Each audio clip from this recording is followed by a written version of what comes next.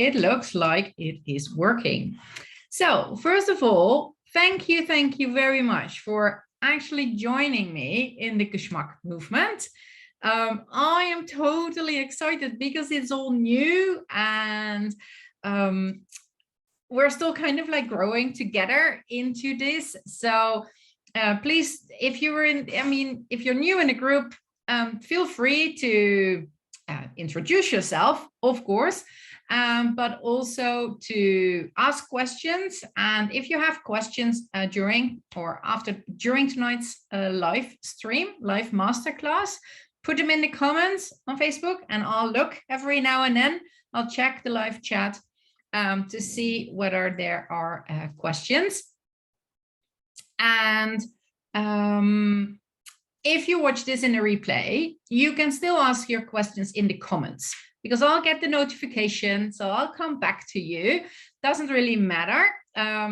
So yeah, so whether it's live or in the replay, you'll get your questions answered. And this is my very first masterclass in the Geschmack movement.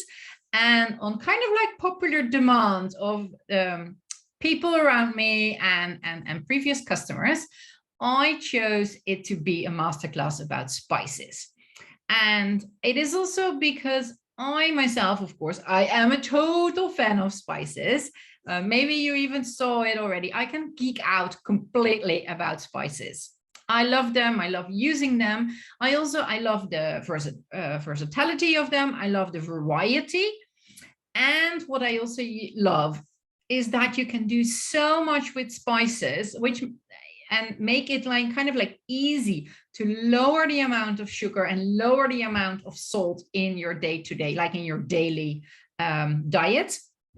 Because with the Geschmack movement and the Geschmack lifestyle, we still want to really enjoy life. So that means I want to go for dinner, I want to have fun with friends, I want to have drinks with friends, and all those things are kind of like maybe less healthy, but I think they have a space in a balanced lifestyle that can be happy, pleasurable, tasty, fun, as I said, but still healthy.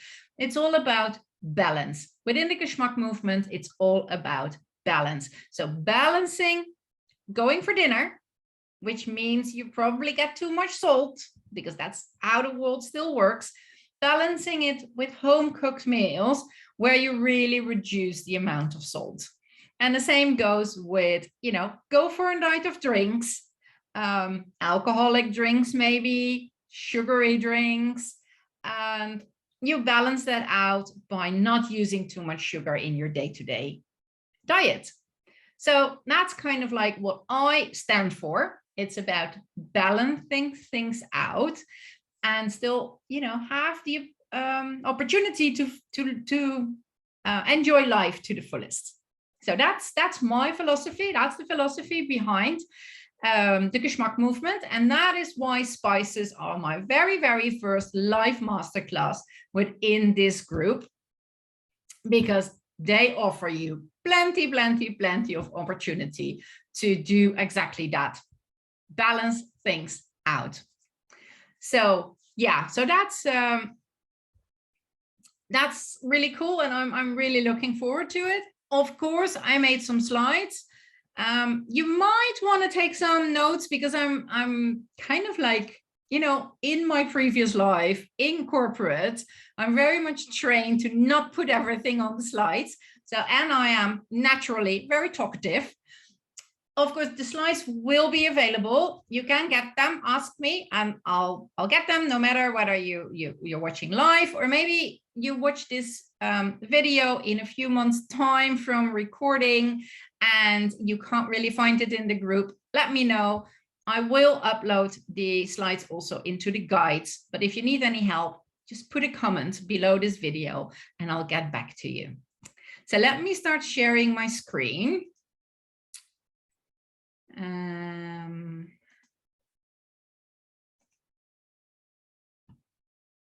So let me see. Let me get myself out of the way and start sharing my slides.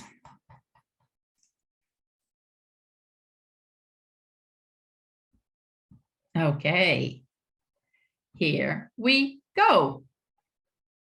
So welcome to this Spices Masterclass.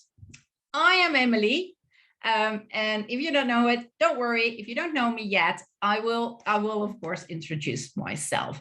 But first of all, you are in a Spices Masterclass, and I'm looking forward to it very, very much. I'm going to talk about all things spices, and I do have, of course, some really, really funky kind of like trivia where you can kind of like blow your next party guests away with, just for fun. Oh, that was one too quick.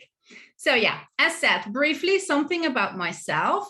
I started cooking and gardening with my mom as a toddler, aged, I think here about 2.5, maybe just 3, something around that time.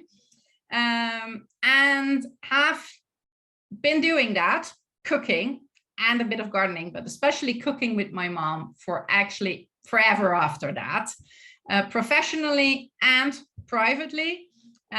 Professionally, for home dinners, all sorts of catering of all sorts of special occasions. So we did weddings, we did exhibition openings, we did customer events, we did all sorts of charity, big charity events.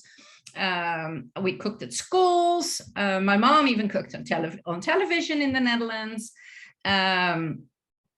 All the way, bar restaurant of my uncle, all the way up to working together with a 2 Michelin star chef, Emmanuel Mertens. So we are kind of like covered from home cooking, just normal day-to-day, like during the week dinners, all the way up to 2 Michelin star restaurant meals and everything in between.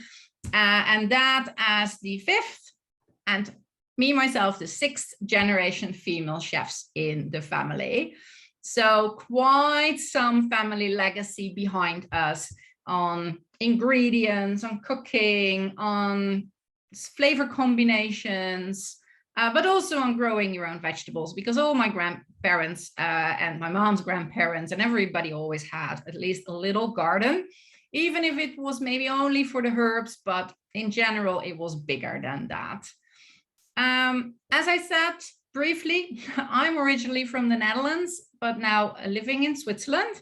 And these are my 2 men. So my husband and our now 4-year-old Dutch herder. And we live in an apartment with a rooftop terrace. So hence nowadays my focus and my passion on urban gardening and small spaces. Because I myself don't have a big garden. My mom used to have it, so I know what it is to have like a big garden.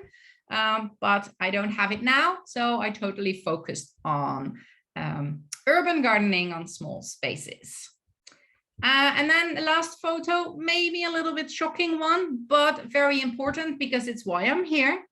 A few years ago, I conquered cancer. And after that, I was kind of like lost. I really had to search for my new purpose. I had to give up the catering business I had with my mom because I can't stand on my feet that long anymore. Cancer kind of like really brought a kind of like sudden end of, how should I say, it struck through my dream of having a family with children of my own in the future.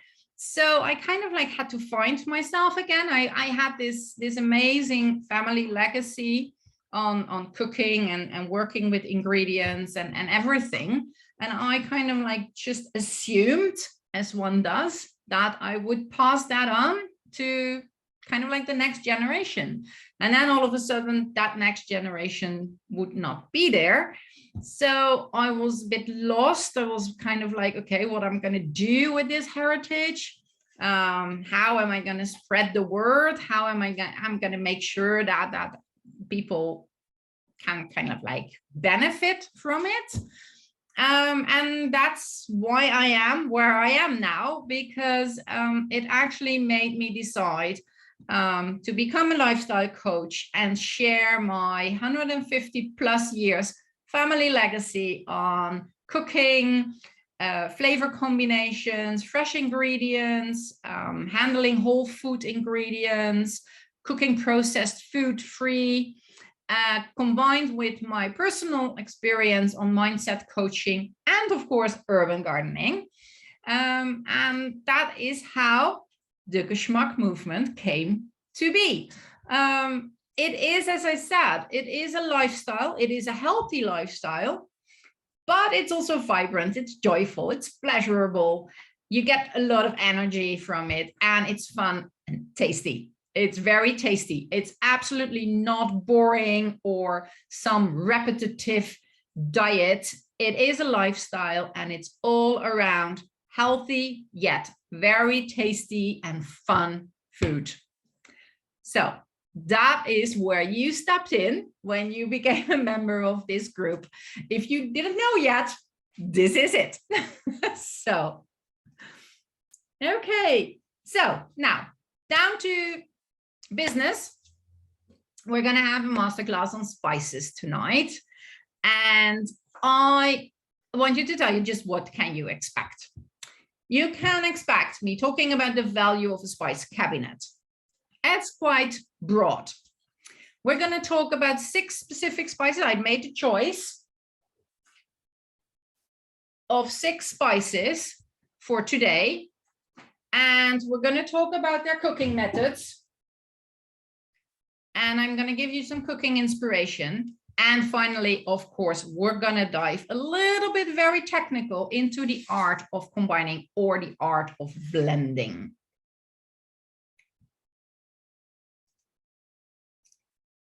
Okay. Give me 1 second. My little doggy had catched some or found some paper that he's now shredding. So sorry. Okay. The value of a spice cabinet is threefold. It's on the level of health, its taste, and its variety. So let's first talk a little bit about health. Having a good spice cabinet actually is really useful for like simple things when you just feel off. It is in the end the real basics of a home apothecary. So that is not what we're going to talk about tonight. It is though a module in my 90 days intensive Geschmack program, but the spices can do a lot if you want to maybe make that soup just a little bit more hearty with a purpose. So maybe you also know there was like from the old times, like the medieval times, it is always said if you have a toothache, you should chew a clove. Well, that is not without a reason. It's because clove is actually very anti-inflammatory. So if you just feel a little bit like a cold is coming up, a spice cabinet can be really valuable, because if you extract some of the beneficiary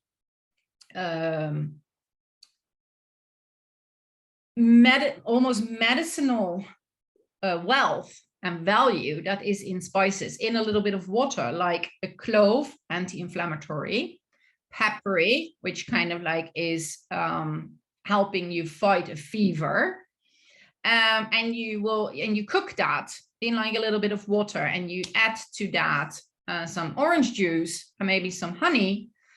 It is, and of course, a little bit of alcohol, like a little dash of rum, and you drink that just before you go to bed. It is actually a really good drink to help your body cope with it, what it is. I mean, it's, as we know, I mean, even the pharmacy can't really help you with a cold. Your body has to overcome it itself, but you can help it. And a spice cabinet can be really, really valuable when it comes to that. Then, of course, going a little bit more into the topic of tonight, it gives you a world of taste, a world of flavors that you can use in your cooking and in your different dishes. So it makes things just so much more fun, especially if you if you're really in my tribe and in, for instance, in the 90 days Geschmack program, we also go into growing your own vegetables. As I said, urban gardening is an element of that. But if you're really, really conscious in eating according to the season, it is easy to get kind of like into a boring pattern. And in summer, maybe not so much. And early autumn and late spring neither, but late autumn, winter and early spring, there is not that much available that is really authentically in season. So it can become quite boring if you eat, I mean, even in summer, if you eat beans, green beans 3 times a week, and you make them exactly the same way 3 times a week, your family and even yourself will probably think like, oh no, not beans again. So there come spices to the rescue. There you can really, really, really make a difference between one day and the other day, even though the main ingredient is still the same old green bean. So yeah, so that's what, and they really can really boost the taste of a dish. And as I said, they can make dishes really varied. They can really give you the variety of eating the same main ingredient, but in 2 completely different ways. So that's really, really, really the power of spices. It's, as I said, spices to the rescue. They will absolutely, absolutely rescue you from boring dinners. So that is really, really powerful. Then today's spices. You maybe saw it already in the posts, but today's spices, we're going to talk about, I think most of them are very known or even in your cupboards already. Maybe even you don't know that they're there, because my experience is that many people, they buy kind of like spices because they go wild for a recipe, and then it's kind of like disappears at the back of a drawer or at the back of the cupboard, and they hardly know it's there anymore. And that is such a pity, because really, really day in, day out, cooking with spices makes eating just so much more fun. So garlic, I think everybody knows. Dill, I assume everybody knows, although maybe not everybody has it in his or her cupboard. Cinnamon, totally known. Lemongrass, I think very known, but maybe not so commonly used. Cardamom, nowadays a very common, well-known spice. Fenugreek, maybe a little bit surprising and less known, but very much worth trying once. So that's why I want to talk about it. These are amongst my favorites, although I have to admit that I use so many spices that it's really hard. It was really hard to pick the first 6. So yeah, there will probably follow more masterclasses on spices, because, as I said, I just love geeking out about spices. But back to today's spices, and we start with garlic. So let's talk a little bit about garlic. Garlic is, above all, an amplifier and a spice that amplifies and unites other flavors. So it is a very versatile spice, and it really kind of like it really has the capacity to bring a dish together. Its own, just like, you know, tasted singular, its own distinct taste is rather pungent. So the art of blending is kind of like to try and emphasize its more gentle aromatic compounds, like, amongst others, limonene. And that is something that gives garlic all of a sudden a completely different type of flavor. Garlic is also one of the oldest known spices used in kitchen, in medicine, in almost everything, as it is prized for over 5 millennia by pretty much every culture. Everything we know about the ancient times where people cooked, or where we found stuff that is preserved, we know garlic was amongst it. So it is very, very much, it's kind of like been there forever. And we also found an ancient Egyptian medical papyrus, sorry, a little typo, should be a space in between, but ancient Egyptian medical papyrus from 1550 before BC, which features 22 different garlic formulas. So you can see that the Egyptians still had garlic very, very, very high on their little ladder, or in their little pyramid of valuable spices. Its non-culinary use by now is also kind in the modern way proven, and that is mainly that it helps improve your cholesterol levels. So so garlic is really helpful there. And we now know that it can also help reducing blood pressure. Not immensely. It's not if you have a high blood pressure, then tomorrow you start eating garlic like crazy, that it will drop. But in an overall effort to reduce blood pressure based on diet, it can really help. It can really help. Then dill. Dill is, if you would really chew on one of those little seeds you see there in the corner, top corner, it is not only herby, which most people know of dill, but it also has this kind of like lemony taste. So that is really, really cool. And you can extract or bring to the forefront a real gentle woodiness and a hint of bitterness with dill, which is really, really nice. It can really balance things out. So also dill is already used for a long, long time, and it was used for medicinal purposes in Egypt as early as 3000 BC, so that 3 millennia. Okay, it's still lacking behind on garlic 2000 years, but still really, really, really already used in the old times. The ancient Greeks praised its digestive properties, and by the Middle Ages, it was kind of like common in Europe as a culinary herb, but also for witchcraft, as it was used as love potion and aphrodisiac. I don't know whether it's still true, but you can try it. It's non-culinary use. It's traditionally used to treat stomach aches, and it's used as a gentle sedative. Not really sure actually how I say that in English, but sedative, I think it is. So yeah, so also broader than the kitchen, as almost every spice is. Then cinnamon. It's very much associated with sweets.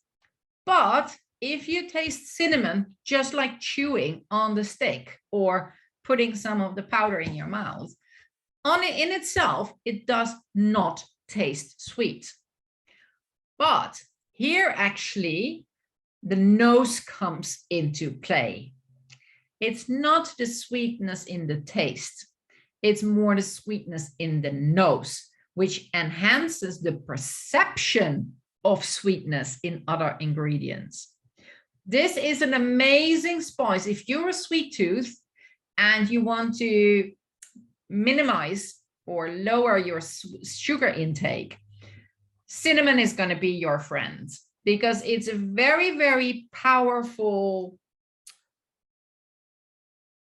mind game player. What's the word? It's very powerful in deceiving your brain into believing something else. It's what I say. It really, really enhances the perception of sweetness. So as soon as you smell cinnamon, your mind believes it's sweet, even though there's no sugar in there. So very, very powerful in that perspective.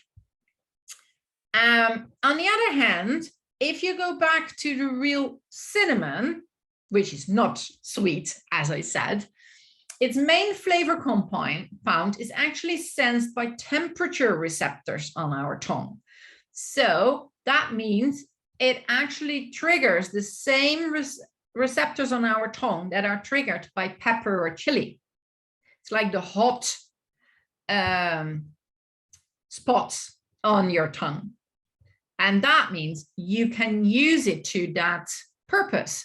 You can balance out chili hot with cinnamon hot to kind of like really bring a different, really kind of like exciting and surprising sweet, hot flavor experience to your food. It's really, really, really important to remember. Okay, then into a little bit of history. The ancient Egyptians used it for incense and as an embalming spice already since 1600 before Christ. This also means you can still use it in like aromatherapy lamp. It's very much used like that. The early trades actually towards Egypt, because Egypt was like a big market back then. It was from Asia, of course, where it grows, but it was by African traders. And it was only in the 8th century that Arab traders started dominating the trade, and they invented all sorts of telltales to protect their sources and high prices. And one of those tales was that cinnamon was kind of like collected by a big predator bird to make its nest. So if you as a human wanted to harvest cinnamon, you had to lure away that bird with big pieces of meat and then quickly try to climb up to the nest and collect the cinnamon.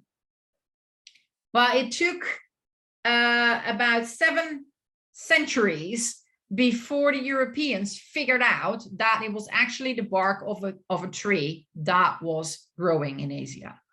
So the Arabs kind of like used the fact that we didn't know where it came from to the maximum. Let's put it that way. So yeah, it was only in 15th century that, of course, the Portuguese first figured out where cinnamon came from, immediately occupied the areas like Sri Lanka and other islands in the area of Indonesia. Until then the Dutch came, kicked the Portuguese out, and then the British came, kicked the Dutch out, etc. Well, we know the history, but it wasn't always like that. It's always been expensive back in the days, but the Africans were the first traders, and the Arabs then maximized it for several centuries. The non-culinary use of cinnamon, also here, it's a natural antiseptic. So if you have a sore throat, add it to your tea. It always helps. And then, of course, as I said, it's used in perfumery and room fragrances quite frequently. The real kind of like use of spices for health benefits is, by the way, something else that I love geeking out on. And at the moment, I am very busy. I mean, I want to write an ebook about that, which will be available within the next few months. But it's also a module in my Geschmack program, kind of like the advanced module, because there is a lot of spices that you can use for all sorts of kind of like beauty and health or beauty and wellness purposes. Okay, next on our list is lemongrass. And lemongrass is a very strong lemon-scented citral herb spice where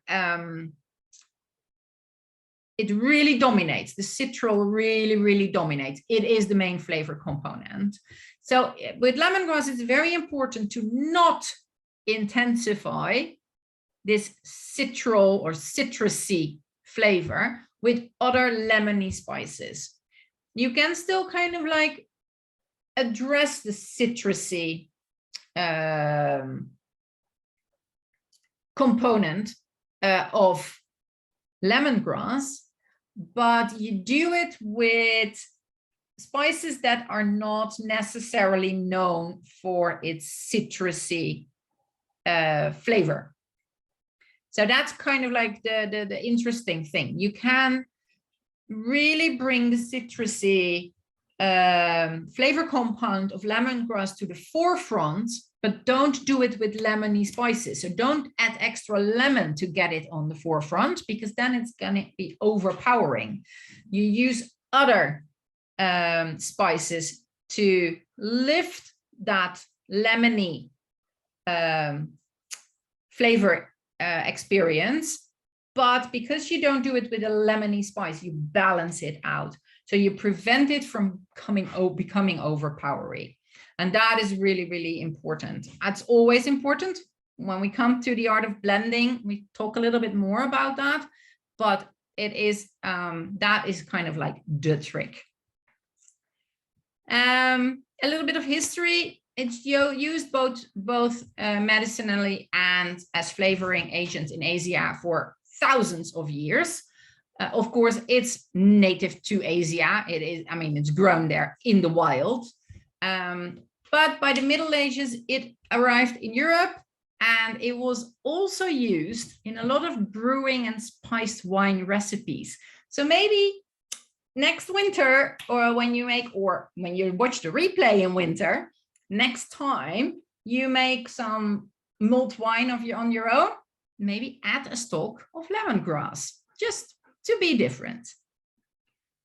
And the non-culinary use is anti-inflammatory as a fungicide to relieve joint pains. Of course, an insect repellent. In the old time, the Chinese would actually bash lemongrass stalks and spread them like around the bed as an insect repellent. And it is used in a lot of perfume, soaps, and toiletries. Then we go to cardamom. Give me 1 second to leave my dog out. So you go and look at Daddy. That's better. Cardamom. Cardamom is quite known nowadays, and it is a highly aromatic spice. I love it. I love to use it. It is sweet, somewhat minty and herbal, but it has a very complex flavor profile with many different layers. So it is a spice that is very versatile and can be combined with a lot of other spices. Every time bringing to the forefront this different layer of flavors from the cardamom itself. And here I am, by the way, as you can see on the picture, I am speaking about the normal green cardamom. You also have black cardamom. It's a little bit less versatile. It's also different in taste. That's for a different masterclass. Just talking about the normal green cardamom.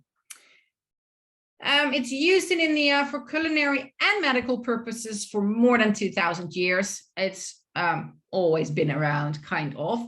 It was valued by the ancient Greeks and Romans. It was brought to Scandinavia by the Vikings after their raids on Constantinople in the 9th century. And you can still find it in a lot of typical Scandinavian sweets, especially baked cookies, pastry, things like that. Its non-culinary uses still very much on the forefront of the Ayurvedic medicine to treat depression, skin conditions, and urinary conditions.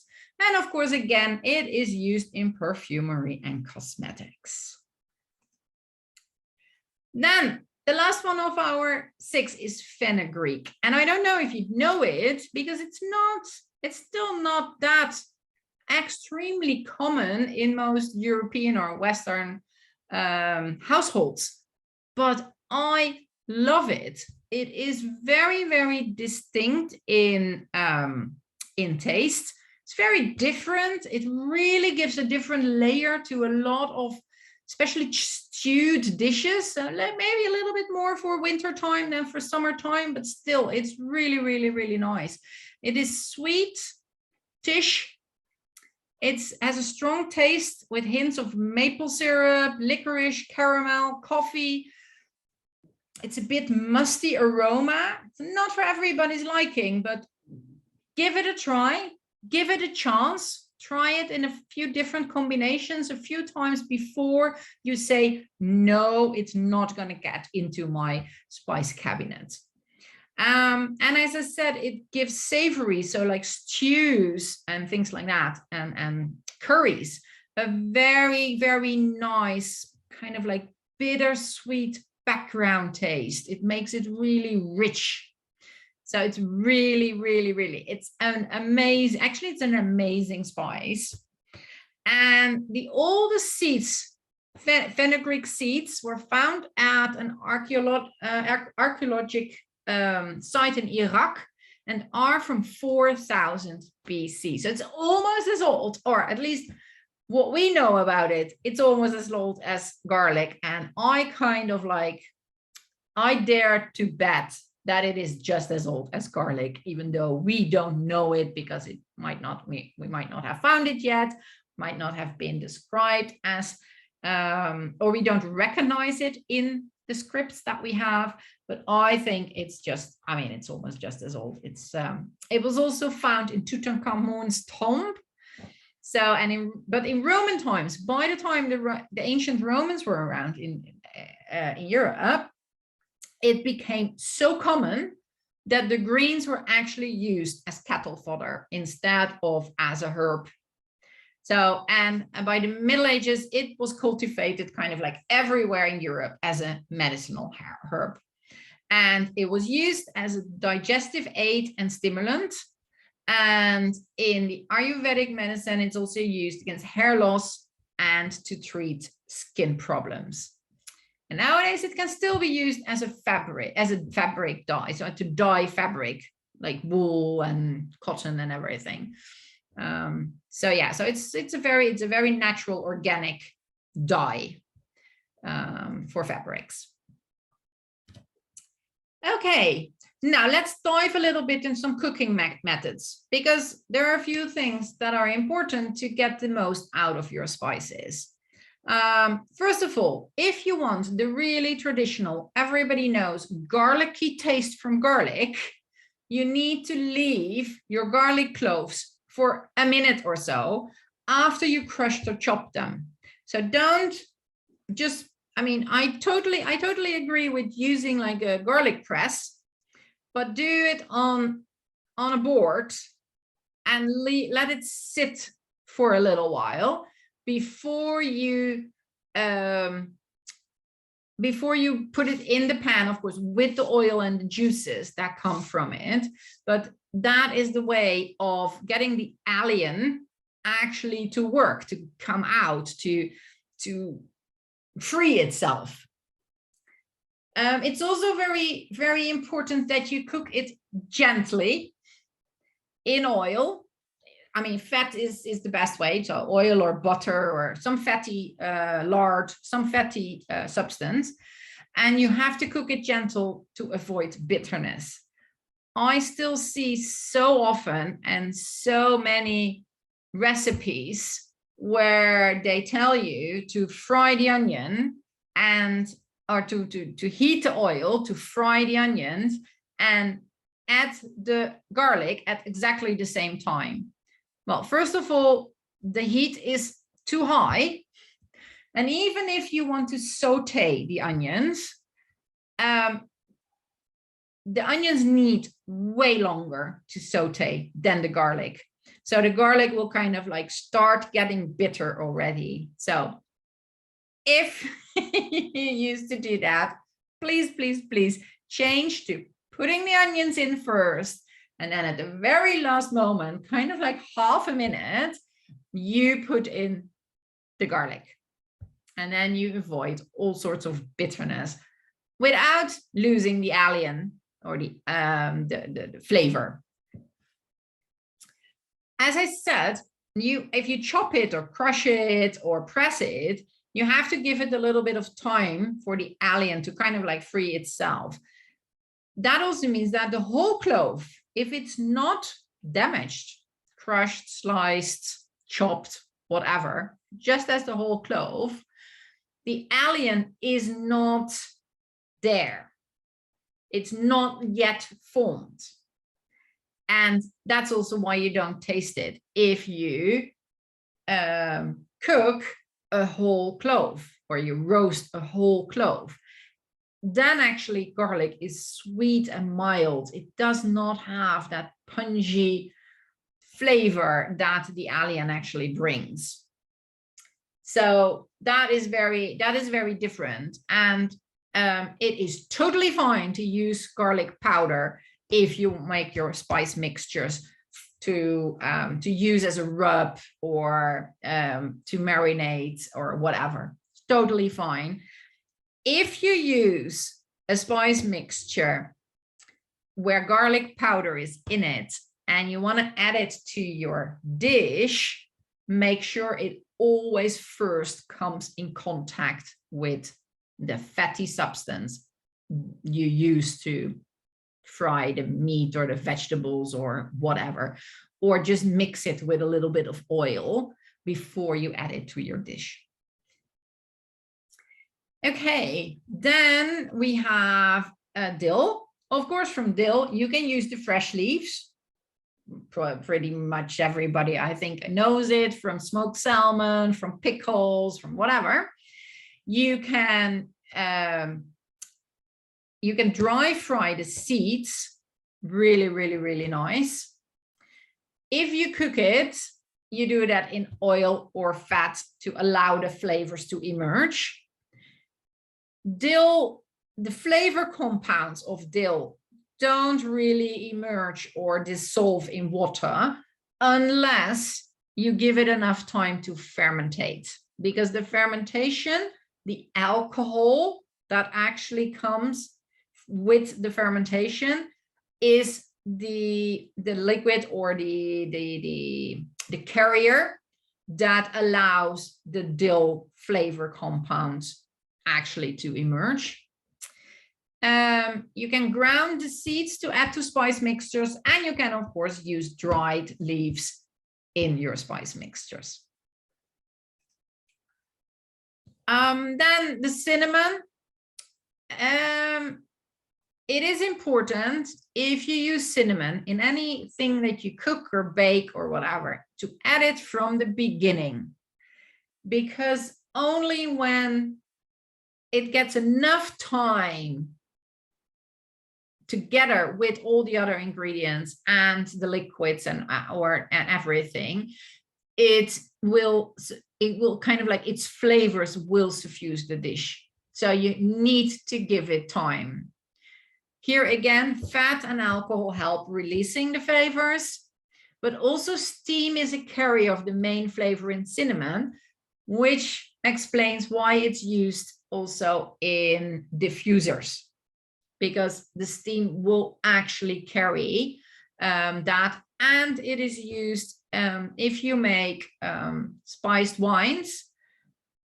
Of course, you can't really boil that for a long time, but if you want to give it a little bit more present smell of cinnamon, you can take a little bit of water, you boil that with the lid on the pan and the cinnamon in there, and then you add it to your mulled wine, and then the cinnamon flavors actually, well, come to the forefront a little bit more. And of course, ground, you can use it in your spice mixtures. Then lemongrass. Lemongrass needs time to cook. Same thing here. It won't really give up all its flavors before it is cooked through and through. The more it's damaged, the quicker the flavors do emerge. So if you slice it, grate it, or really pound it, press it, whatever, it will go quicker. Having said that, it's the opposite, of course, if you use it in slow cooking meals. So in stews, it is better to only gently bruise your lemongrass stalks, or just bend it a few times, kind of like, yeah, just bruise it. It is that is done better, because otherwise it might actually get overpowering. Again, fats help releasing the citrus and floral flavors. So it really helps also that second layer of flavor compounds, the floral ones, to really emerge. And if you want to use it in spice mixtures for, as I said, for rubs, for curries and things like that, just buy it in powder form. That's perfectly fine. Nothing wrong with that. Then the cardamom, it is so often said, just put some pods in whatever it is. It won't really give you the flavor that you want. So always crush the pod and bruise the seeds inside to really free the flavors from their shackles. It's really, really important to set them free, and you do that by crushing and bruising everything. Again, cooked with fat, you get a fuller flavor. And with fat, I don't only mean oil or butter or things like the old-fashioned. Coconut oil is also a fatty substance, so don't get me wrong on that.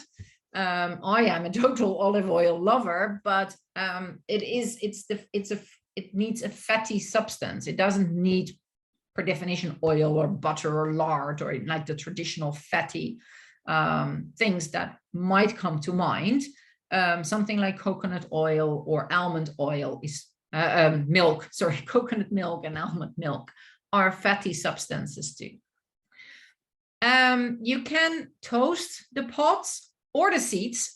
By the way, it's not written here, but the seeds as well. And then you add kind of like a nutty, smoky, roasted flavor that is otherwise not there. So it is really adding an extra layer of complexity to your spice when you roast them. And of course, you grind them to use in spice mixtures. If you are very, very picky, only grind the real seeds. If you don't mind your spice mixture to look a little bit more grassy, kind of, you can actually grind the whole pot. That's what I do. I'm not a very picky person in that sense. So I often use the whole pots when I grind my cardamom for a spice mixture. And then, as I said, last but definitely not least, it's the fenugreek. You can lightly toast the seeds to create kind of like a nutty, almost coffee and chocolate aroma. It's this combination of coffee and licorice that is in fenugreek that makes it really, really, really special. You can soak them, the seeds, in water or simmer to extract something that is called galactomannan. and that allows oil and water to mix. So you can actually make that and have that in a little jar. And if you have something,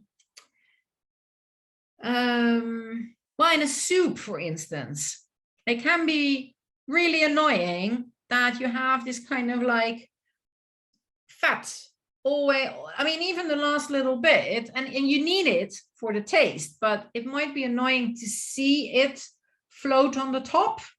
Well, a little bit of this mixed in actually makes the oil and the water mix better, and it will strengthen actually the richness of the flavors.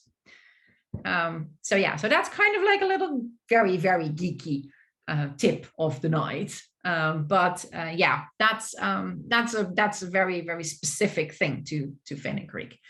Of course, you can ground this, you can use ground seeds to in spice mixtures, and the young vegetable, the young leaves can actually be eaten as a vegetable or used as a herb. So you can dry them and use them in a herb, like you would use dried oregano and dried dill and dried thymian and whatever. It has a very distinct, it's very distinct own taste, but it is really nice, and you just have to experiment with it. So you can easily grow it yourself, fenugreek, by the way. Okay, then let me share some cooking inspiration, some combinations. Maybe you know, maybe you don't know. It's just a little bit generic for tonight's purpose, but still I want to give you some perspective, some ideas on how to use these spices.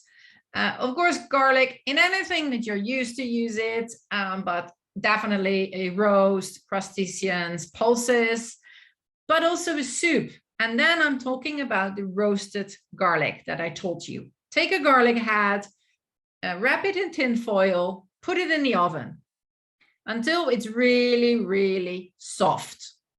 And then the pulp that you would push out of the skin of the cloves, that is really, really nice added to a soup.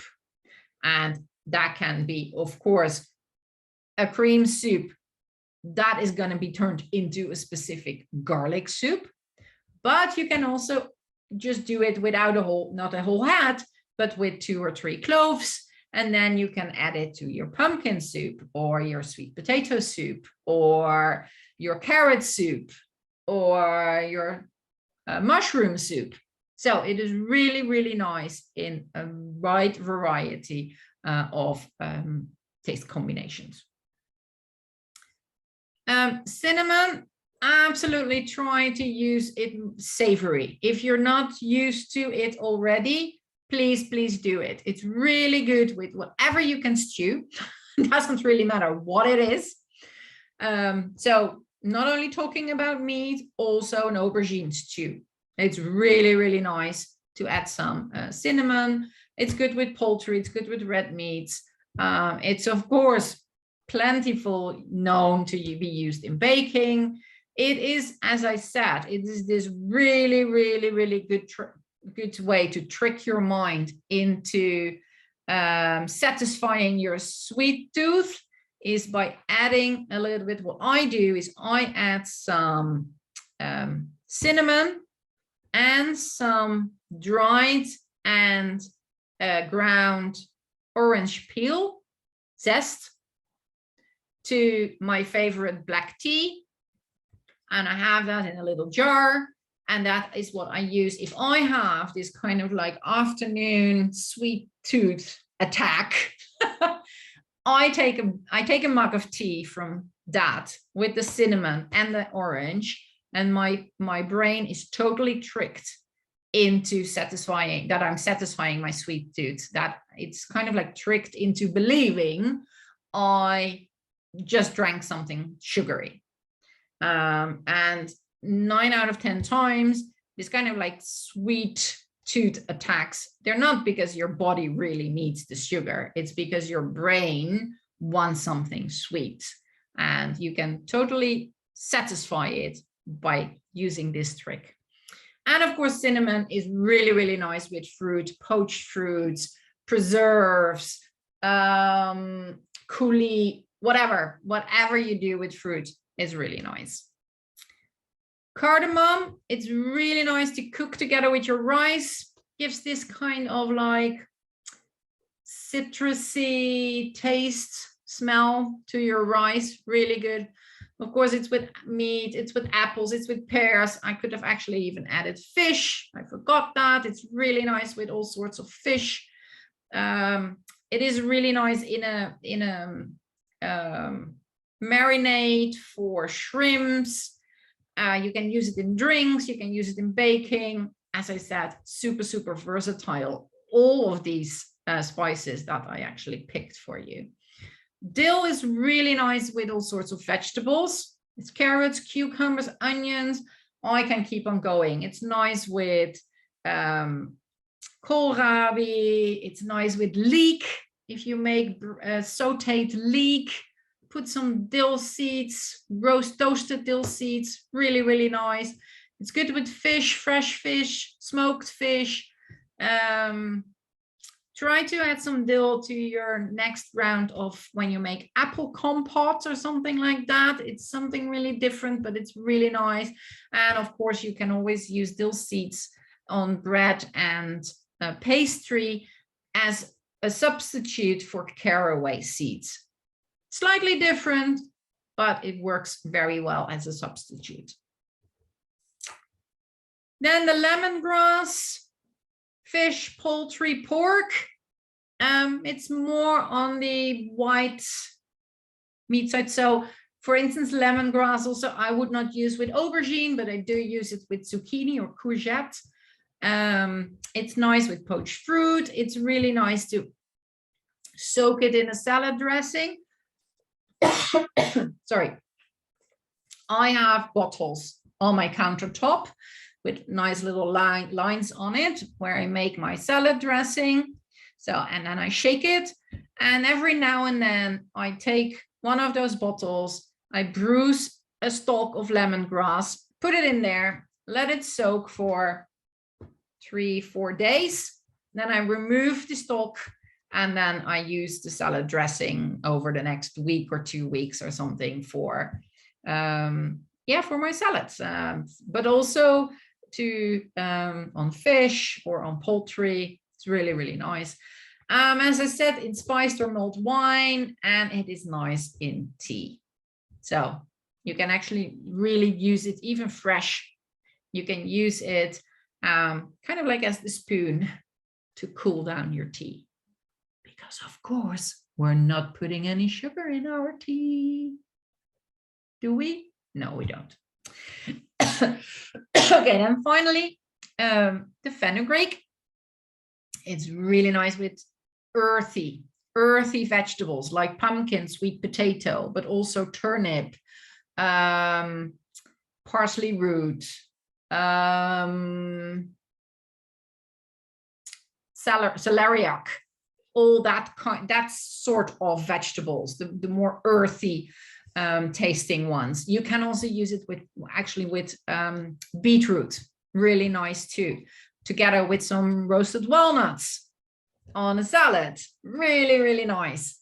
But also with beef, lamb, fish. Fenugreek is also good with, can even handle salmon. Of course, dill as well, but fenugreek can actually handle that as well. In preserves, especially the stony fruits like plum, cherries, peach, that kind of fruit. It's really, really nice. And then you can use it in baking. So you can even grind the seeds and mix it with the flour. Just be brave and adventurous and experiment a little bit. If you're not used to using it, just try. I mean, a lot of using spices is also a bit of trial and error to your personal taste, because what I think is delicious might not be your taste of being delicious. So you always have to kind of like be brave and adventurous and do a bit of trial and error. Okay, then finally, we're going to get to the art of combining. The art of combining, or the art of blending, is kind of like high level, very advanced stuff. I'm looking for the word and I don't know it. But I did try to bring these 6 spices for you down into one sheet. It looks overwhelming, so don't be in shock if you see the next sheet. It looks overwhelming, but I will explain it to you. And once you understand what all the arrows mean, it is not that complicated anymore. But just to give you a little bit of theoretical background, a little bit of teaching. Flavor compounds are the tiny molecules that give each spice its distinct flavor. And they are divided in, the main division is between 12 and 14 different compounds. And every spice has a few of those. It has one main,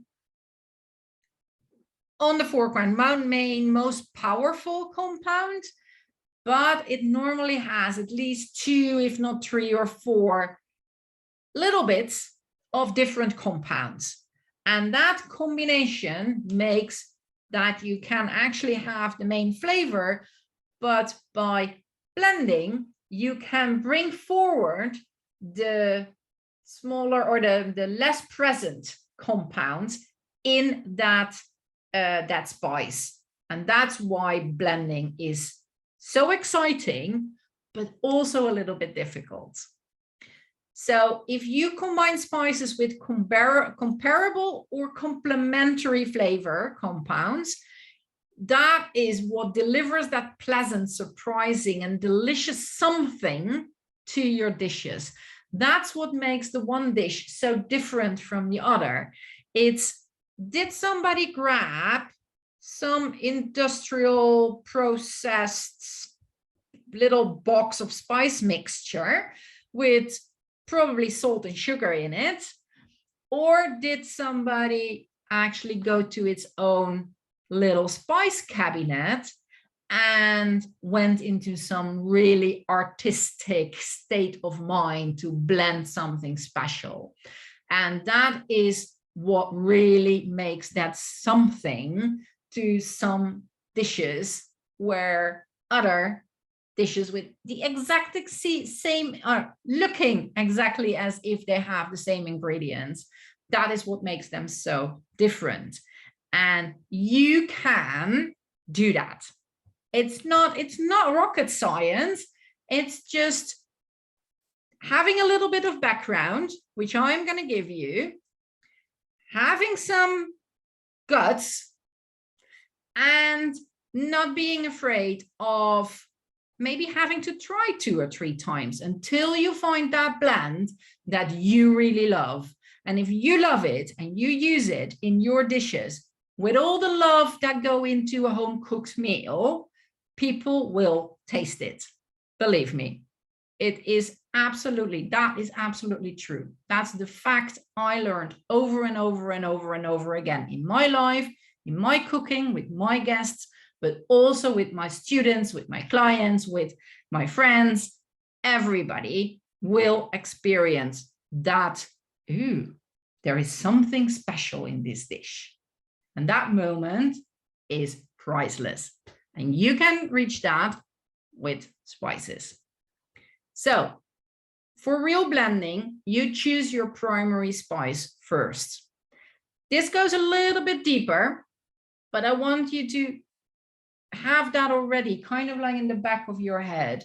I mean, this is something like really advanced that I dive into, deep dive into in my Geschmack program on a really advanced level.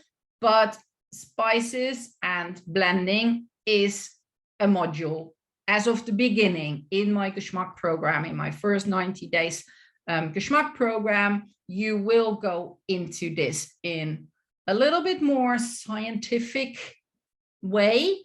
But it is important that you have kind of like a spice, that's your primary spice. And then you add a second spice. You can add a second spice with the same main flavor compound that creates depth. So for instance, cinnamon and star anise. They're from the same kind of like family when it comes to their primary flavor compound. Then you can add a third spice with a comparable flavor compound that creates nuance.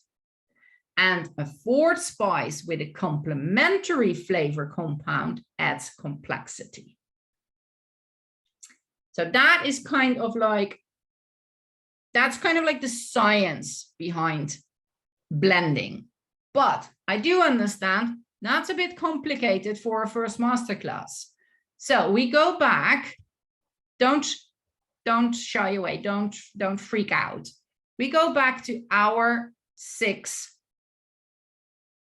spices, and I did add 3 spices. I think everybody knows at least 2 of those 3, and I think everybody can either easily get it or has it in its spice cabinet already, and that's ginger, allspice, and peppercorns. So now we have 9 spices, and this might look intimidating with all the colors and all the arrows, but let me explain how it works. First of all, of course, the colors are coded. I never use colors just to use colors. I always have a color-coded system. I have that in my gardening system. I have that in my spices, in the spice system. If you combine, as I just said, if you combine one spice with another spice, that brings to the forefront different components of that first spice. Yeah, so that's where these arrows actually stand for. So if you look at, for instance, the garlic over here in the top, if you add lemongrass to garlic as a second spice, so always in a little bit less, I mean, not as much, it's not one-on-one, but if you add some lemongrass to the garlic, you will actually enhance the citrusy flavor compounds in garlic. So you have the pungy flavor we talked about in garlic, which is its main flavor compound, but you can actually strengthen the citrusy compounds that it has to by adding lemongrass. And that same goes for adding ginger. So the yellow arrows stands for enhancing the citrusy flavors. If you bring in pepper, can be peppercorns, but with garlic, because it's so strong, of course, you could also use chili. You will actually trigger those temperature receptors on your tongue. So the hot flavor compound, which is not like a chili hot, but it's still a hot compound, a hot flavor compound present in the garlic. So it will taste different. You will perceive the taste as different due to the second or the third spice that you add.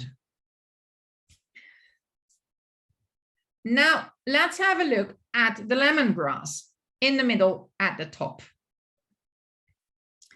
It's the same. It's combined with garlic, you enhance the citrusy flavor compounds. But if you add allspice or peppercorns, you will enhance the hot flavor compounds. Also, lemongrass has those.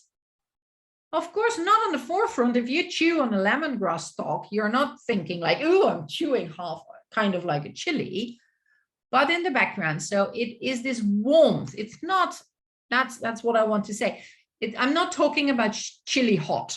I'm talking about a compound that is called hot or warm because it is received, it is received. I mean, the temperature receptors of our tongue react to it. And if you add ginger or cardamom, you actually bring the floral compounds to the forefront. So if you now look at what I said about those 4 different things, lemongrass is a good example, because if you take lemongrass and you want to use it in like an Asian flavored dish, you would definitely want to enhance those hot flavor compounds in lemongrass. So you would add either peppercorns or allspice. So let's say we add allspice. That is kind of like really enhancing that element. But we also know, if we look at lemongrass, the main flavor compound that we receive or that we notice in lemongrass is, of course, the lemony. So garlic would be the first one to add because it gives depth to the main component, the lemony, the citrusy. Then you can add like a second one for nuance. That could be something like ginger or cardamom, because with lemongrass they enhance the floral flavor compounds, but both of them have some citrusy compounds in them as well. So they're kind of like really comparable.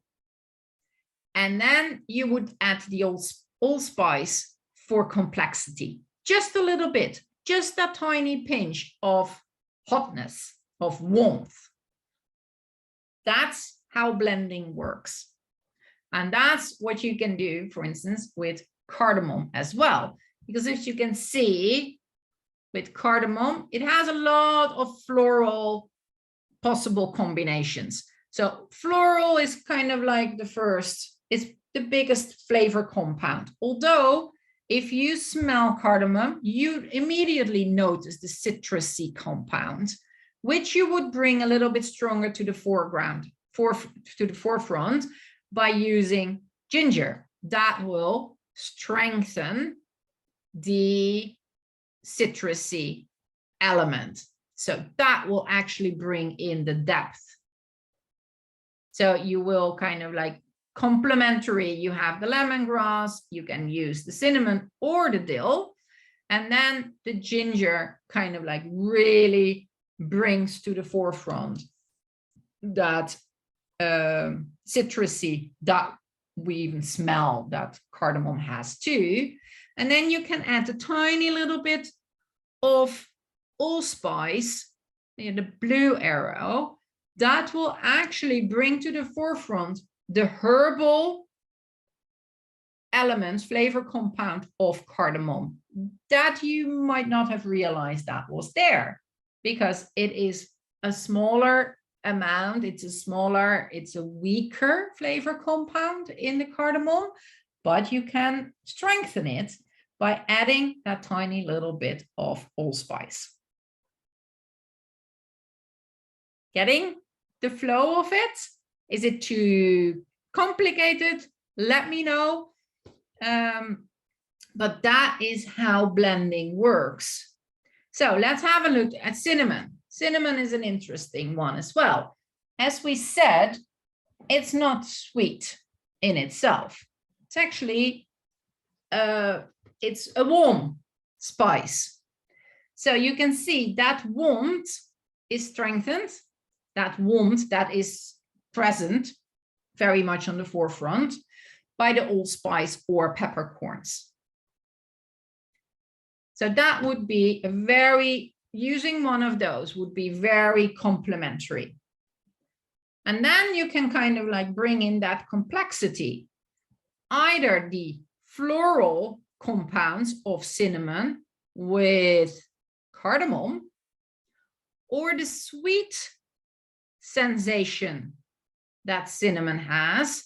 You can strengthen that by adding fenugreek. Okay, let's have a look at dill. Dill has this floral, herbal, floral minty flavor of itself. Well, you can see there are more combinations that are floral, strengthening the floral compounds, cardamom or ginger. So that would be one of the first that you would choose. And then just lifting up that citrusy flavor compound by adding a little bit of allspice. And then finally, let's have a look at fenugreek. Fenugreek had already this kind of like sweetness. Also, yes, sweet coffee, caramel kind of taste. You will strengthen that, or you will balance that, make it deeper by using or by emphasizing those sweeter compounds by using cinnamon or by using allspice. But we talked about a bit musky aromas. It has a certain woodiness to it. And that is what you would strengthen by adding peppercorns, that's the brown line here, to the fenugreek. And now let's have a look at the allspice, because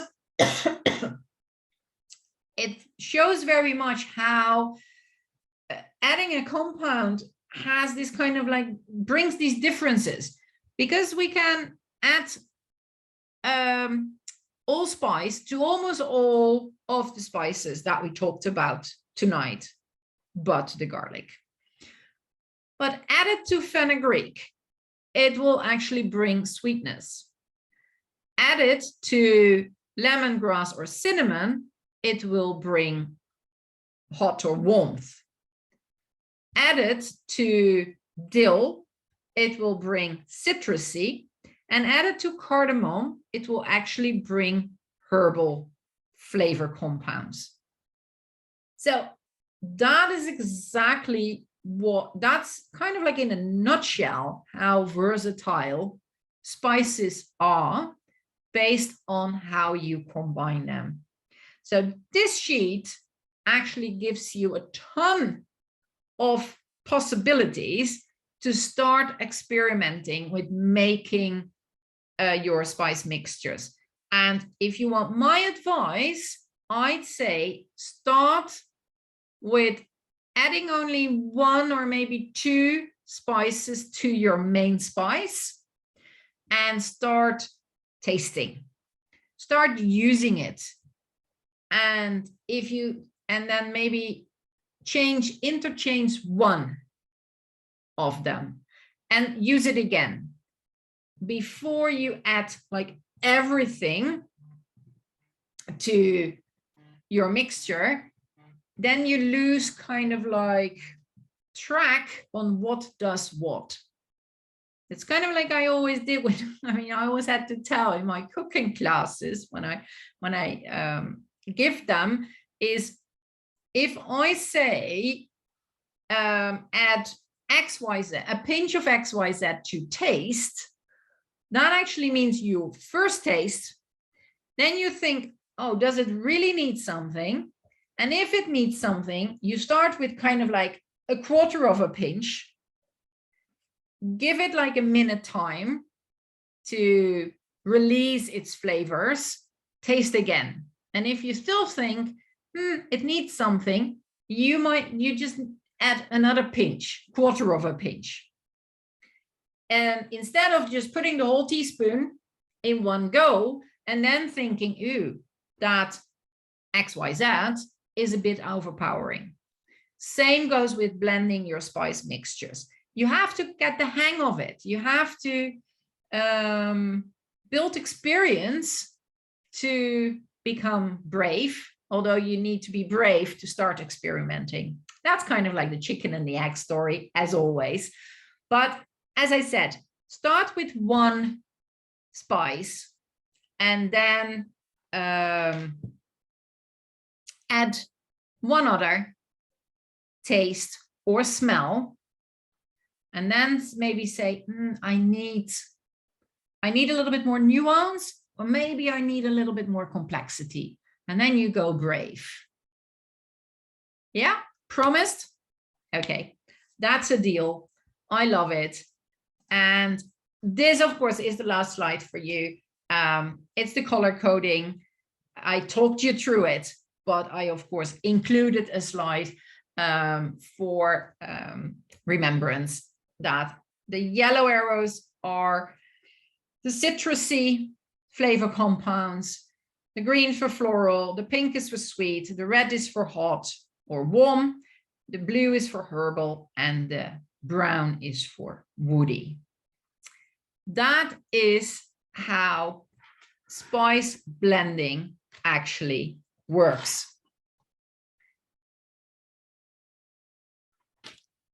I hope that I inspired you with this masterclass to actually go and experiment a little bit. Look at the combinations. I gave you some combinations, not only on the arrowy slide with all the colors and all the herbs and everything. I also gave you some tips about how to cook with your spices. I gave you some tips and inspiration about combinations you can make. Put all those things together and go for it. No matter when you watch this, now it is summer when I record this video. So a barbecue asks for rubs. So next time you go for a nice piece of meat or grilled vegetables on the barbecue and you want to use a rub, don't take that. Okay, I can't mention brand names, but don't take that store-bought tin out of your cupboard. Actually go to your spice cabinet and collect your own spices. Maybe do an investment, but it's not that expensive and it's absolutely worth it. You can actually buy this tiny little electric coffee grinder. That's amazing. I always use that for my spices. I have two. One I really use for the dark and overpowering spices. The other one I use for the more delicate spices. So allspice won't go in the same one as cardamom. And the delicate one I also use to make my own powdered sugar. You should just grind custard sugar. So, but buy one of those. That is really, really worth it if you want to go and experiment with spices. So buy one of those little electric coffee grinders. Go and grind your spices. Start mixing and use it as a rub or use it mixed with oil to make your own marinades instead of grabbing those ready-made boxes and bottles from the supermarket. Your spice mixture, it's healthier. There will be less salt in it. There will be less sugar, if any, in it. And it will be more exciting because your taste is unique and you don't have to, please, please, please stop trying to fit your taste in the little boxes that the big food industry forces up on us. Step out of it, free yourself from those boxes, and go and make it yourself. It's absolutely worth it. It's gonna open a world of flavors for you. You might have to take a little bit of time to adjust your palate to all the different senses and all the different flavor compounds, and to kind of like retrain your nose to work together with your mouth. But it is worth it. It's healthier, it's more fun, and it's actually also way, way, way more tasty. So that's it for this masterclass. I hope you really enjoyed it. Let me know in the comments if any questions come up while you're watching this in the replay. Put them in the comments. I will come back to you, and I see you next time. I still have to come up with the topic of my next masterclass. So if you have any requests, let me know in the group as well. Just post and share with us what you're doing, share with us what you tried, and share with us the pictures of the food you make. I love seeing pictures of food and how people experiment and get out of their comfort zone and do something new. For now, I wish you all the best. I wish you a tasty, tasty experience, and I see you next time. Bye-bye.